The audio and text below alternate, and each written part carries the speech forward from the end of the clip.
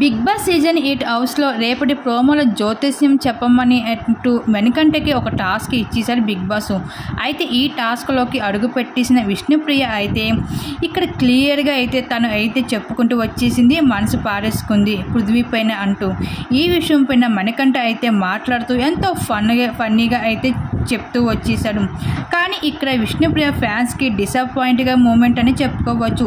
ఇలా పోస్ట్ చేస్తే మిలియన్స్ అందుకున్న విష్ణుప్రియకి క్రేజ్ ఈ హౌస్లోకి వచ్చాక పూర్తిగా పడిపోయింది.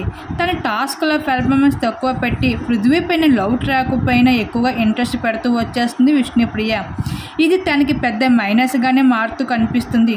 అలానే పృథ్వీతో తను ఇస్తున్న పోజులకితో పాటు తను ఉంటున్న తీరుపై క్లోజ్నెస్ నెట్టింటే అల్చల్గా మారడం, ఇంకా బిగ్ బాస్కి ఒక కంటెంట్ దొరుకుతుంది కానీ విష్ణుప్రియ లైఫ్కి మాత్రం ఒక క్లారిటీ అనేది దొరకలేదు అని చెప్పుకోవచ్చు.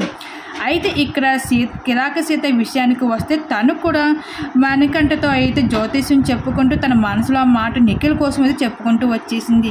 ఈ విధంగా బిగ్ బాస్ హౌస్ జ్యోతిష్యం అయితే నడుస్తూ ఉంది.